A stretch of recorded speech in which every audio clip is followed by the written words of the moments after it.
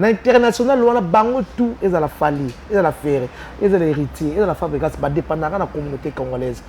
Tant que vous avez la montée, la fali déjà. À Québec, la Paraguay. Ah? À Québec, la Paraguay.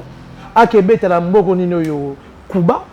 À Québec, la Corée. À Québec, la Japon. Il fallait pour passer international. Aza spécialiste en musique, Aza chroniqueur en musique. Hein? Aza être humain. Mais oui, c'est spécialiste en musique. Marius a écouté la musique, il a connu ça déjà. Et Marius a écouté déjà Wenge Salema, a écouté déjà Kratilate Salema. Il y a une émission Marius a Salana Suzuki. Tona Nantan Bazoema. Sanga papa papa Kobe la monde Marius a journaliste. Alors bien qu'il fallait à l'équipe faire un niveau international. Ce que vous avez on peut pas ni. Vous avez Marius, vous avez fallu que à international, par rapport à faire. Dans le lobby boy, tout le monde est international par rapport à la communauté congolaise. Et pour international, ça veut dire que un artiste surtout bien tout ça international, qui par pays qui par saleté. Vous comprenez? Qui par saleté. Donc si on salle, il y a 40 000 la salle plein. Alors, il y a 16 000, la salle pleine, la salle même pas demi. Ça veut dire qu'à l'international, ça dépend de la communauté congolaise. Voilà. Oui, il y a des locaux. Mais Jacob de Fara, il y a des son. Il y a des rappeur américain aux États-Unis, on a bossé comme Shaggy. Ça veut dire que musique. Papa Michael, ça veut dire que tout le monde a la musique internationale. En 2006, Papa Wemba est le premier musicien congolais qui a été dans l'orchestre au Japon. Nous avons fait une émission. Il y a une comparaison à bidon. Il y a fait 8 000 places dans la bête.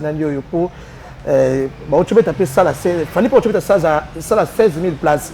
Si tu as 16 000 places, il faut que ça y est, mais que expliquer si on a Kabola qui va bido faire à Maï à Kabola ça on est pour 16 000 places ton d'activité sans bailler ba valeur non Colombia faire à loco papa Genève ça qui coûte hein Genève ça qui coûte Genève ça qui coûte qui coûte ce que c'est international ce qu'on a comprendre bon bien international c'est le featuring na badaju na banino ndo comme international et là on va dans la musique congolaise c'est important bah tu faut adapter moi faire la même streaming wa memi wana donc on vend boye au faut 5 € dans $5 au télé concert à direct à la besoin ça date et ça la permettre fanatique à l'émission en direct ça veut dire que musique congolaise bon ça bien tu mets ta musique pour la monter à ça tu mets ta musique congolaise pour la fierté à drapeau Mboka tout ça va débat locaux international au bon c'est pas de sens il fait long ouais là ce qu'on s'appelle pas de long pour prochainement mutuel la sous mon ça date ça la 16 000 places sur 6 000 vive la musique congolaise ta te sauter page hein oui yo lingeza bongo mais oui musique est soni bongo pour toi là artiste Sabina qui danser ça qui boy oui ça la 20 000 places ça les 10 000 vive la musique congolaise ta to sauter page ngambo msuba ya babiti asali mpiaka et simba te musique comme dana rando piaka siko yango nini moi il est fait ya Rosala car oh piaka la va bébé musique congolaise pour maman ça on a testé et samedi et c'est là qui samedi c'est là qui ya mukolo mos oya na musique ya Congo moi c'est ça yon samedi ah mukolo mo kasi ya joga section yim tena salade ma Congo musique ya Congo c'est ça qui yon samedi na ça veut dire que importance de musique congolaise ça on a été susté bata baba il va comprendre ngolo bani nyena lo bakay ba musique ezongi o lo balongo faiblesse o lo bakala yemba bina betande yemba nde binande dans soldat tu papa ça n'a rien à voir la musique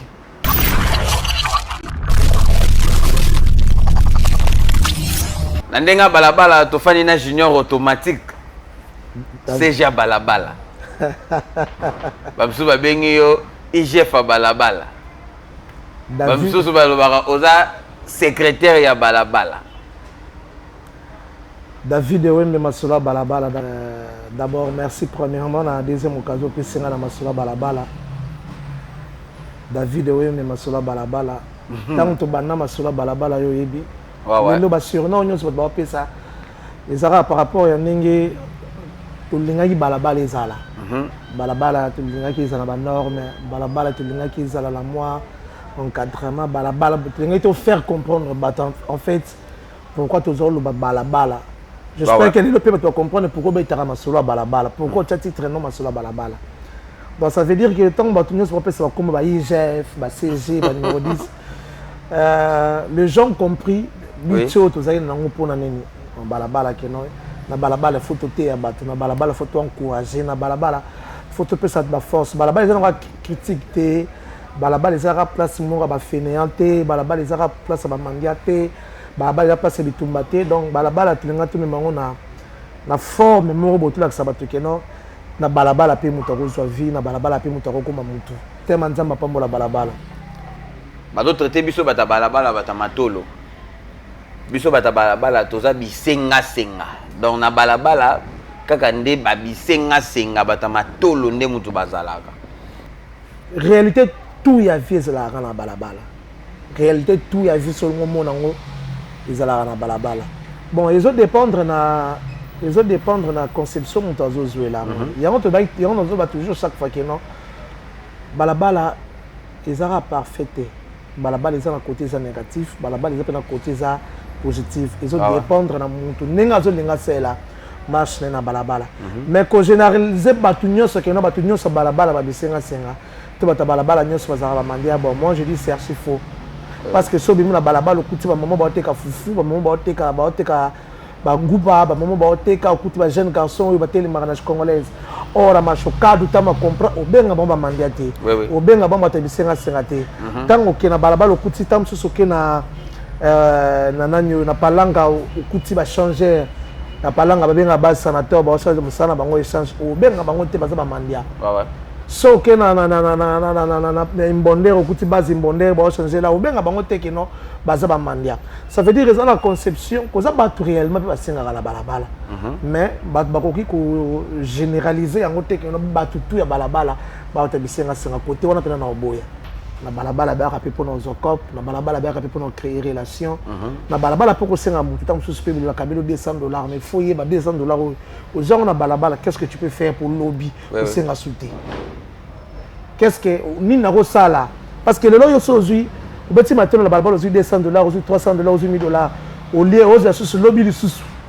Ouais on senga non.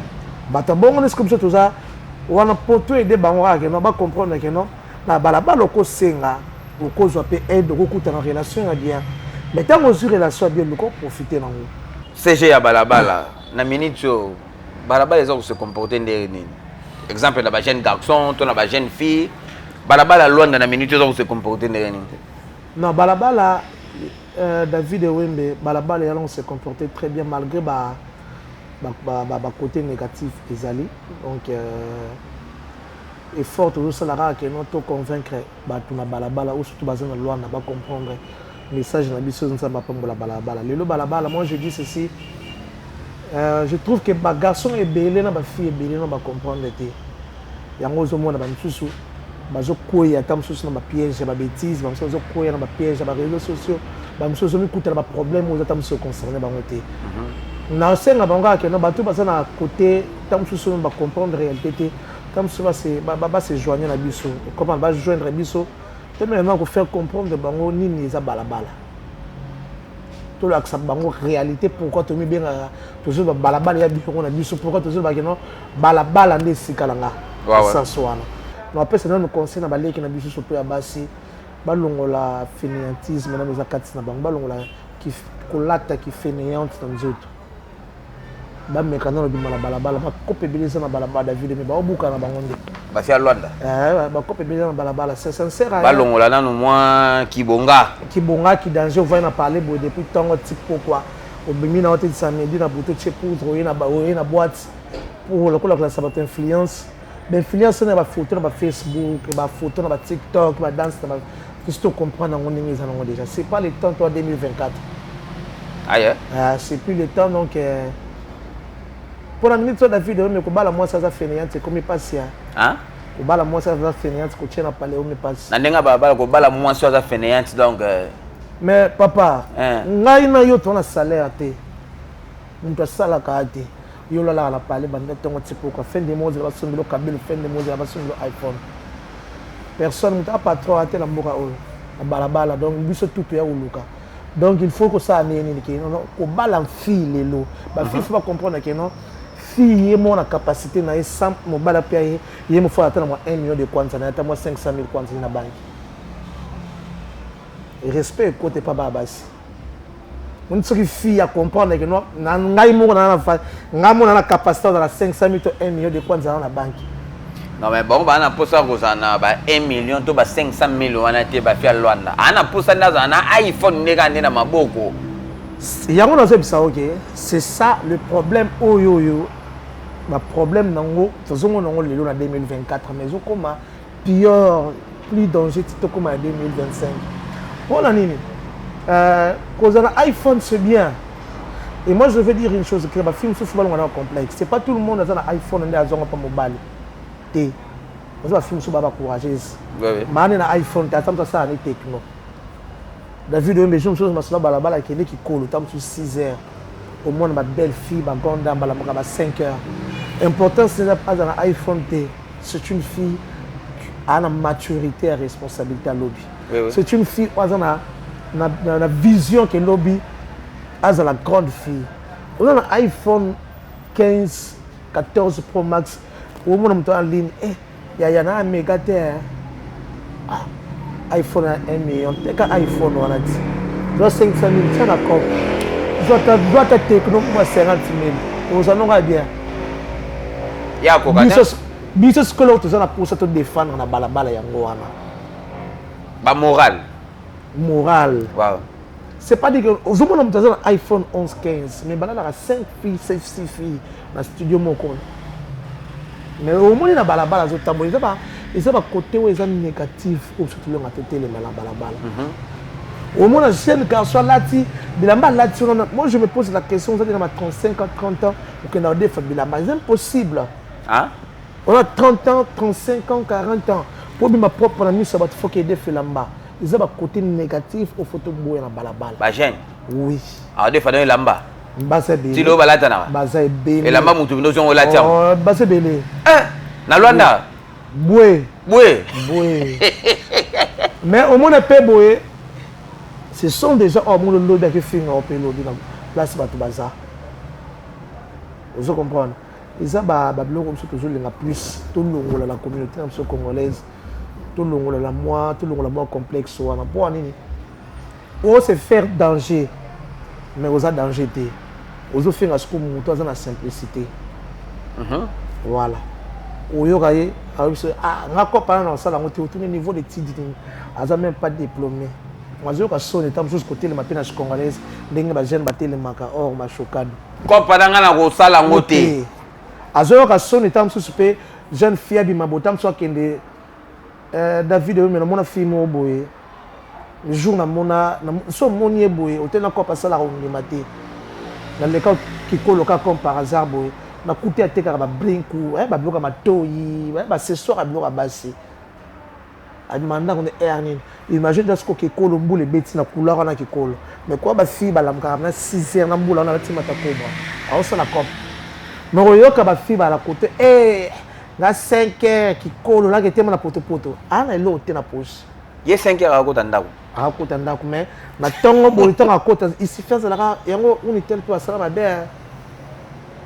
Depuis que je suis pris à giga, on te révèle sur un problème. Ouais. On t'a repris. Tu as vu que la dernière chose qui est quand on a 1 giga. Sur à côté par la bande. Qui. À côté ici, à là ici qui est mais la soupe quand on est fainéante. Comme si nous autres nos marchandises.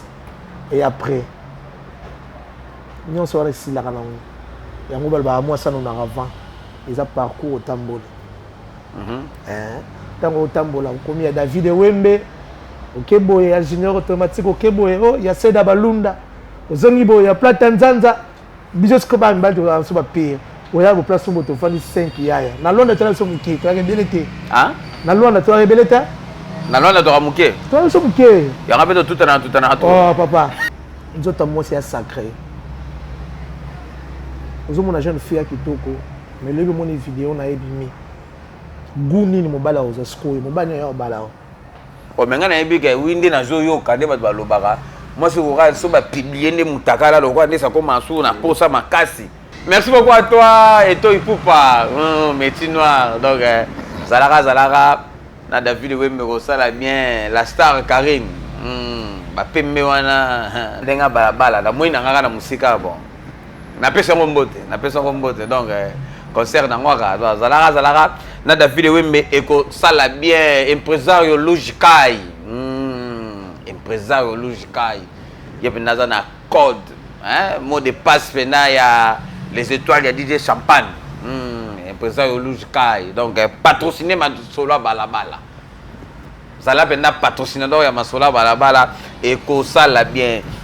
Junior automatique, yo za muta balabala, to betaka ma solo balabala. Na balabala to fandi boy to moni Marius Monga, aza journaliste. Asali comparaison moko boy na Fali Poupa na Ferregola. Et bata balabala ba komo lobela ngo trop. C'est là yo muta balabala au moins on ndengeni. Il faut comprendre David Wembe. C'est un problème au boy. Lelo tout le monde, la musique à lelo. Tout le monde azo na robanin. Azo pesa appui na côté amoni ou est positif pour l'artiste naé. Vous comprendre par rapport. Moi je dis premièrement qu'il faut. Tout le monde a remis qu'on sa position positive par rapport à l'artiste naé. Donc ngolo bagay Marius azanaye muto afali. Aza être humain. Aza spécialiste en musique, mais aza chroniqueur en musique. Aza être humain. Marius est spécialiste en musique té. Marius écoute musique na Congo c'est la ma déjà. Eh Marius écoute déjà Wenge Salema, écoute déjà Kratilate Salema. Yo sanga émission Marius Salana na Suzuki. To na ntango bazoyema sanga papa pia kobela mon Marius azaka journaliste té. Écoute déjà musique congolaise. Ça veut dire que opinion ya Marius eza na ye oya seul par rapport na ye. Ça veut dire ni. On peut cet exemple mon boy. Aujourd'hui dans la musique, pour ça la comparaison ngai ne tsubuka na la comparaison ça là il y en a so émission les gars partout dans la pina faut bazong ça sai na émission aya au ça la comparaison ba bidon ou ça qui faire à beti 8000 places na beti na yo po ba tu peux taper ça la fallait pas tu peux ça la 16000 places siko ça la 16000 places wana siko il faut siko to sai aime ko expliquer biso nga kabola ki ba bidon faire ya mai akabola ça longo ndenge po 16000 places tondakité 10 000 places, comment il était 8 000 places de ton d'Haïti. Fierté n'a pas de la musique. Tout ce qui est comparaison. Non, Aza artiste comédien, mais qui a pris son temps pour passer à la télé pour critiquer un artiste dans un grand combo. Oiti, c'est chronique, les théâtre, mais comme un niveau monté. Parce que ça, oui, c'est exemplaire. Ça, comme un niveau fait. Ça, même pas exemplaire. Ça, c'est sûr qu'il y a un Namibie, il était. Ça c'est sûr comme ana rocha padari awa yebité bazot baleka la chaîne congolaise sous la communauté congolaise eza ndengemo na répondre question ya Marius eza selon Marius oyo asali ndenge na yona zongo ceux qui sont spécialistes dans la musique congolaise té ozo pese beta makambolo ba obenga Marius aza spécialiste na musique té oui aza spécialiste na musique té a respecter la musique pour écouter musique maman na faut sango batu bakolo ba maman na baza kola papa ba camarade na biso o bango tout batale déjà ba vie manda chebo lelo ko ça la comparaison alors bana c'est une comparaison selon hier alobi ki ça la 3 degrés international nini boy ki Congo na international na kifan na international wana bango tout et la fali et la faire et la héritier et la fabrication ba dépendra na communauté congolaise tant que bela mutente baloba fali déjà akebete la Paraguay akebete la Paraguay akebete la mboko nino yo Cuba akebete la Corée akebete la Japon il fallait pour passer international était ça international par rapport à la communauté congolaise bango tout ça veut dire que ça baza bango nyonso tant on international ça veut dire quoi tu comprendre mot international c'est une de ces personnes la musique na yé et traversé plus ou moins 5 ou 4 pays déjà ferré na Tanzanie musique déjà ferré là tant faire ça des featuring na chanteuse moi à Tanzanie qui na bien à faire locaux et ça ni ba tu écoute un sentiment sans comprendre des mots au baza ko utiliser joueur abeta na Angola so bengi na chana ke beta na chanter oui pour un bien professionnel ada des joueurs internationaux professionnels ouais joueur abeta au moni ndenge mayel abeta na pyramide wala joueur mayel so beti o bengi aya ko beta na RDC au yete me compte chan oui pour ani mais comme si la musique ba zo ngo bongo te ndo sali différence ya chan na eza musique ko ba eza yona so eza musique ko ba na 2006 ba yeli biso na ba ngo chaque fois ba na 2006 oui tant biso na bia wera son a invita wera ba benga wera son locaux mais Jacob de Fara yemana wera son yemana wera rappeur américain wa bimana nani na États-Unis kuna bossé comme on est Shaggy ayati na ndaka wera ça veut dire que musique Papa Michael ayati na ndaka wera ça veut dire que tout le monde bandenge ni musique internationale bandenge na 2006 papa Wemba za premier musicien congolais qui n'a bête na orchestre na Japon talaka que plus de 30 japonais ba longo ba yeki ça pour ba yekola lingala mais bon soka que non papa Wemba za locaux faute na bango te ba continue na ben oyo ya ba mo baza complet samba yeba bana 2006 samba yeba valeur na Colombia fera locaux papa Genève ça qui coûte hein Genève ça qui coûte Genève ça qui coûte qui coûte té ce que faut pas international ce qu'on a comprendre bon bien international pas ça ba featuring na ba Dadju na ba Nino ndo international. Non, Marius appelle à l'objet Benaboué. Au moment où il y a un niveau international, niveau mayele. Donc, dès que tu as posé, il n'y a pas de match. Mais à beaucoup de temps, il y a des combos. Mais tu vas comprendre déjà que oui, à l'objet qu'il fallait aller faire un niveau international. Ce que tu as dit, tu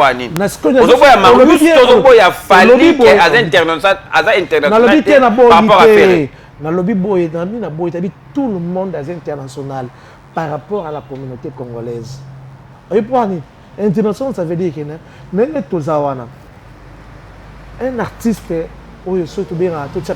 international, qui par pays, qui par salté. Vous comprenez? Qui par salté. Donc, si on a salle, il y a 40 000, la salle est pleine. Alors, il y a 16 000, la salle est pleine, la salle n'est pas demi. Ça veut dire qu'à l'international, ça dépend de la communauté congolaise. Voilà. Nazo pesa exemple où tourner nga kasi. Exemple on est sa mission il y a 40 000 après on beta 16 000. Moi je vais la fali pour Yo fali pour me beta 40 000 après on beta 16 000. Faire à ça loco, faire à beti 8000 places avec un des jours c'est bien. Ce que on a aujourd'hui c'est local par rapport au temps tourner international. Tout le belango na nini na côté nini va featuring côté production. Il faut pas peut-être que non faire à ça local international. Il faut pas la rabicho ba preuve. Nga za goloate na défendre la musique na compte ça va la balle vous comprenez to kende na musique congolaise donc ba jibina oui on a kufi ba beta wana maman na internet ba poème ba sala ba featuring à danger papa me ba benga king ya rumba musique au ndego mo ke lelo e mo ke mabe pour na diminuer moninga ko valoriser moninga mususu non bango nyonso bazo la fierté à la musique congolaise to pesa bango soutien ndenge moko parce que pour nzamba za register David Wembe même ça un jour 20 ans plus tard to se retrouver na mambo to lo balelo 20 ans plus tard to se retrouver na mambo to lo balelo Lelo c'est la honte, on fait la télévision, que non. Pour la première fois, soldat et tanga na musique à Congo, Dani Moutéa nango. Pour la première fois, on n'est pas TV, c'est la raté, na ba vidéo, c'est la raté. T'es le gars, Natana ba Congolais, ne bando yeba ba mo anate. La vidéo Wembe. Et ça fait dire que net singa na banini. Et ça ko bimisa le Congolais que non, ni tu ne ba Congolais. Bazaki na sens ya otanga tita musu na sens unité. Et ça guichet fermé. Souvent l'on en anglais comme grave. Ça doit être guichet fermé, billet épuisé. Toi, je vais confondre, je vais Zénith, guichet fermé, guichet fermé. Guichet fermé, on a ça. Si tu as posé ça, tu as un portugais. Tu as un portugais, tu as un portugais. On a portugais. Soldat. Gloriser la place, c'est vraiment. Gloriser la voie, bango. Ah, comme la mission, on a portugais. C'est un mot de la français, je vais checker en anglais. Déjà, tu as un guichet fermé. On match va martyr. Guichet fermé, match à guichet fermé. Guichet fermé, ça veut dire que tu as subi. Bah billet ça nini ici ah ouais mais tu vas dire ah ouais je sais que sold out à 4-5 jours à sold out tu mets ta musique pour la monter à sold out tu mets ta musique congolaise pour la fierté à drapeau Mboka tout ça va débat locaux international au bon c'est pas de sens il fait long ouais là ce qu'on s'appelle pas de long pour prochainement mutuel la sous mon sold out ça la 16 000 places ou 6 000 vive la musique congolaise, te sauter page. Hein? Oui. Bongo. Mais oui, musique est sonné bongo. Pour toi, ah, artiste Sabina qui danse, ça qui boy.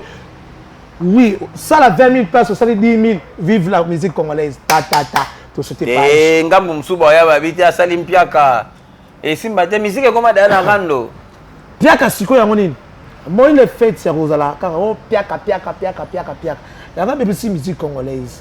Musique congolaise on peut simplement on a Luanda tu vois ça la barbecue on a barbecue héritier tu vas plein barbecue à faire rigolo tu vas plein barbecue à fabrication plein c'est comment ndenge na ba patrocinador na ba président ya ba président ba fan club ba musique ba ya soutenir point ah so na yeba ta fali ba mona ngai ba foule la pas prise so ah biso ba spirit ah so biso ba goloa et BBC musique n'est c'est on a fan à BCBG vrai fan ya BCBG n'ont changé té mais dans un mourant la bonne musique héritier y na okende fabrica sa betindule na okende faire betindule na okende fallait ça betindule na tanake je peux pas me faire comme ça esclave ya musique ya n'était na regarder côté dans la fanatique dans la façon na soutenir artiste émission dans la façon de soutenir orchestre dans plusieurs façons David mais biso to ça barbecue awa to longola batina oui puis to sali barbecue BCBG na kasenda je peux pas te dire que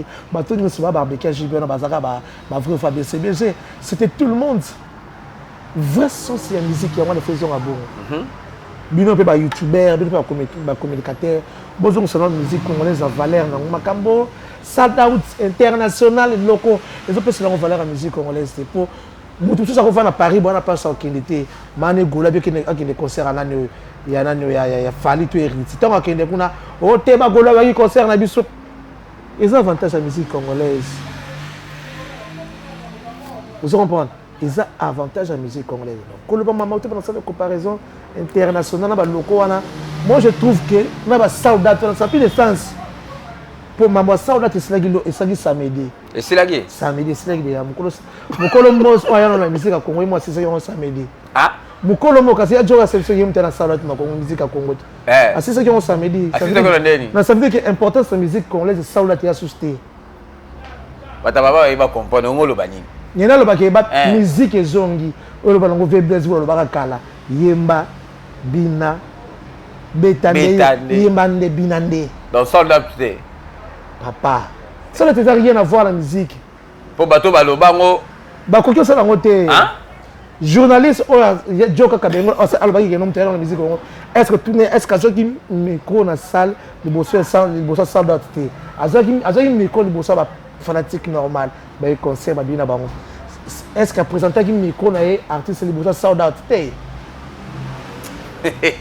on peut faire des montages on peut faire tout ce qu'on peut voir mais tout le monde avait vu yango skoyo faut féliciter Ferrego là nous faisons partie seigneur semaine et là on va emballer la musique congolaise c'est important il faut adapter faire la minine streaming wa mimi wana donc on vend des boyes au faut 5 € notre 5 $ au télé concert en direct ah la besoin ça date et ça l'empire va permettre fanatique à l'émission en direct ça veut dire que musique congolaise bon ça bien on piaka on sali bodou mais raté elle retourne la match Real Madrid en direct na Barcelone yo c'est la reportage va nga botala en direct et c'est le monde on sait la musique congolaise on se va adapter hein mais la musique congolaise va adapter fallait pas ça là moi la musique congolaise tout va adapter parce que tout ça va fanatique nous sommes alors pour ça la ndule tamu aller na Paris te osani asomba ndule quand désolé kamba mo bon il a foot $10 $10 atali na ye alors on peut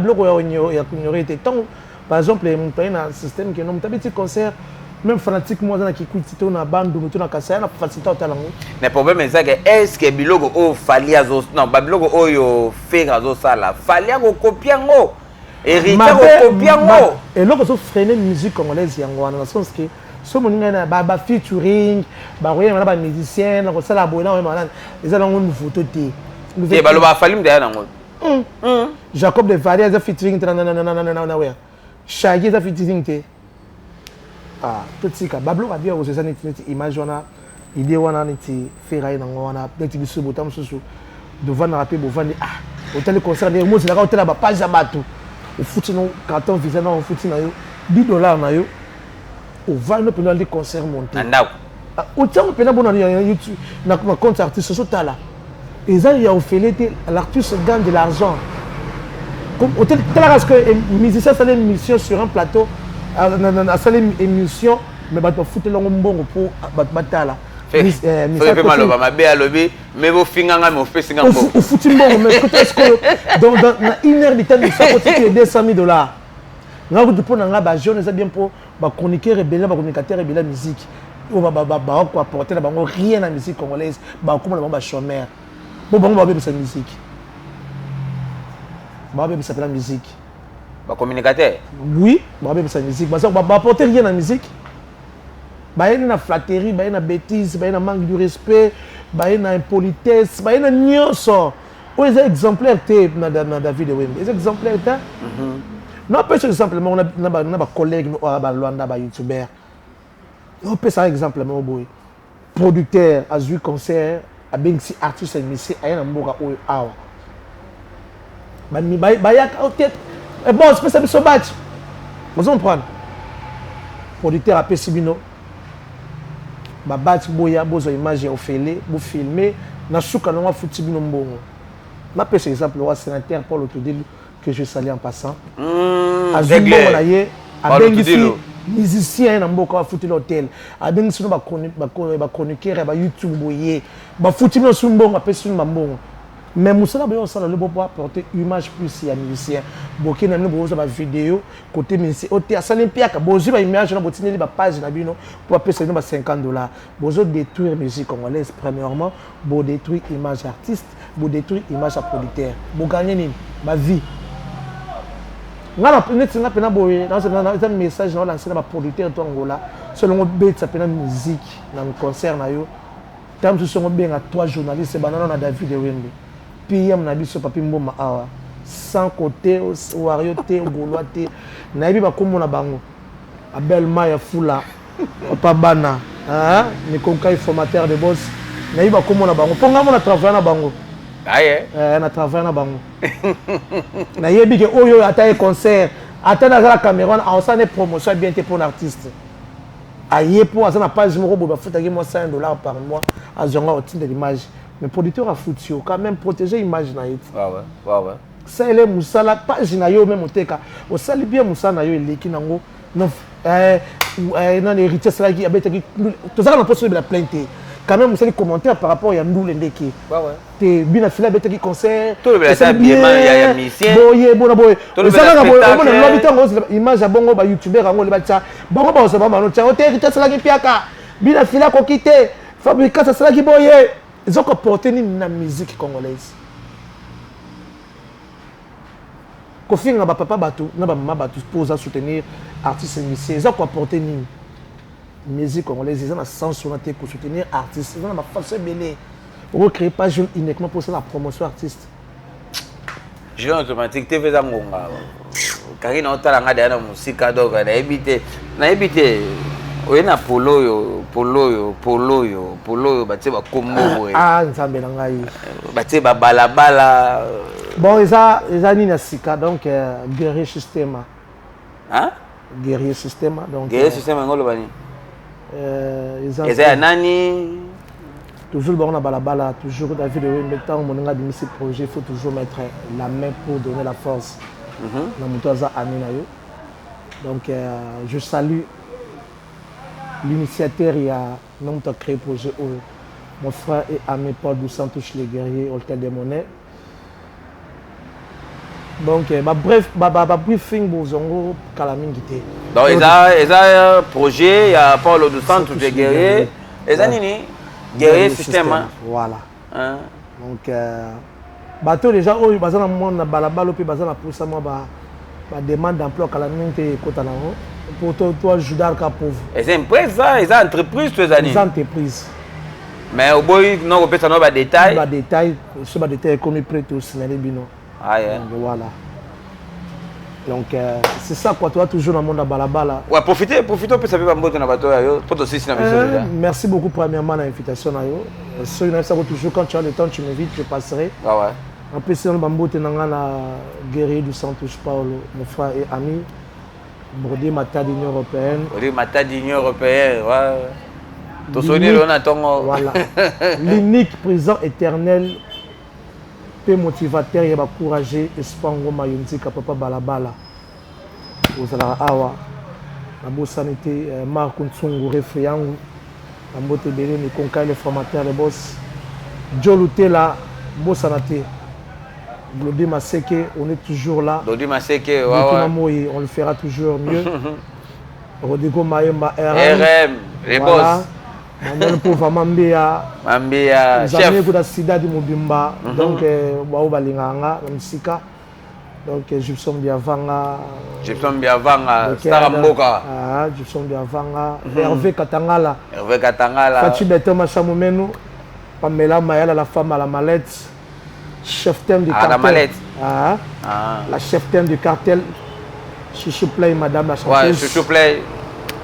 Toujours là donc si de maman nganga tout camarade nanga congolais Sylvain Lombila tongo ça zalara ndo zalara yo wana donc Mécha Kadiata petit jeudi Chabaz donc Alain Promo Bimba big félicitations na double Washington Babetaki Alvege la Poulga donc beaucoup félicitations donc toujours il faut toujours que soutenir Mamou Zabia donc félicitations, mais c'est les producteurs, non, c'est les produire en Gaï. Non, c'est pas produire en côté dans le studio, à tiens à peine affiche. Vous disiez en ligne, donc, on peut faire un côté à peine. Na sengi, LM Pro, donc, LM Pro. Moutakata, pas tout le disant. Nga ce qu'on a dans compte poste nga sur la directement la producteur on verra.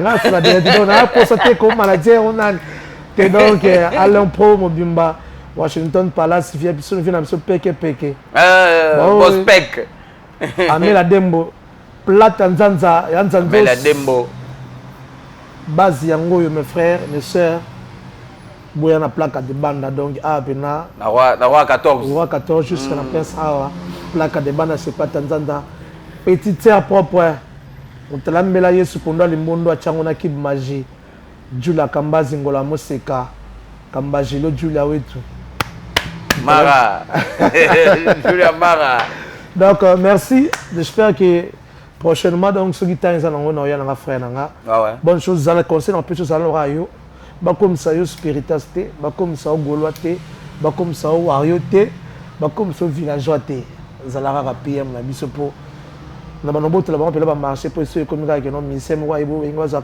o youtubeur mon c'est bon OT na travail na bango donc salutation sur sa belle maille apôtre fou la papa ya belle maille apôtre ba tulanga ça donc soki kombo yete vraiment Jojo Hidalgo Cheikh Batista fils Magdo Envie Mayo Patrick Stromae Balox la famille sacrée Stroma Patrick a participer tout le monde mbote do bola la ramasola balabala chaîne abiso chaîne abino yanga wana posa piboye ça le beaucoup na balabala soutenons toujours balabala to dia la balabala to vivre la balabala choisati Zambe pambola balabala toujours on est ensemble avec vous ciao